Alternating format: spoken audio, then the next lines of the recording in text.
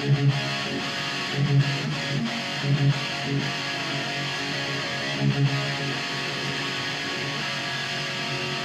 up guys, Time here, and welcome to my review video of episodes 7 and 8 of Mark Hamill's Pop Culture Quest.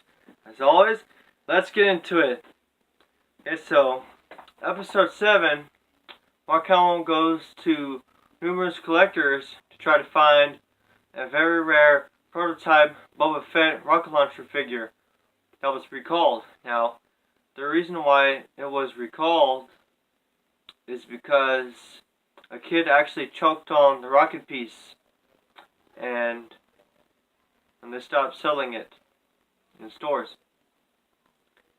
So he goes to a toy shop, but they don't have their prototype figure of Boba Fett. So he goes to a collector who collects nothing but prototypes of Star Wars and other numerous Star Wars figures. But a lot of them are prototypes. But the one that he doesn't have is actually the Boba Fett rocket launcher toy. That's the one that he doesn't have. So he ends up going to Dave Mandel, who some of you might know.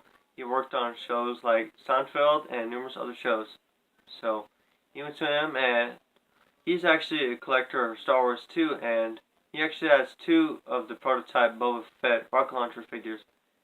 So he brought those to Mark Hamill. He showed them to him, and he actually has an original drawing of Star Wars issue number 1, the comic of Star Wars that came out in the 70s, if I'm correct.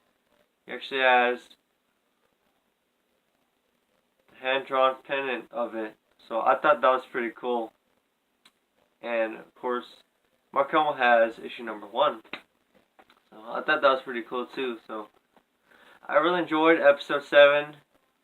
It's amazing to see people collect prototypes of action figures that were just prototypes, not the actual thing, or had to be recalled for some unknown reason.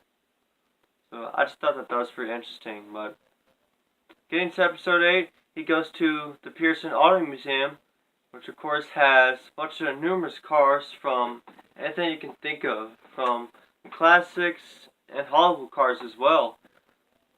And they even had Back to the Future DeLorean over there, and they had the 88 Batmobile from Batman movie that came out in 88 with Michael Keaton. So I thought that was pretty cool, and they had the 1966 Batcycle over there. Of course, the one that had the go-kart for Robin in there. I thought that was pretty cool, and he also goes to a Hot Wheels collector who collects, obviously, Hot Wheels and Mars figures too. And I remember he actually had a figure to the Batwing from the Batman movie that came out in 88. So I thought that was pretty cool. It was about this big. So that was just pretty interesting. And yeah, of course he had Hot Wheels because he's a Hot Wheels collector. And he had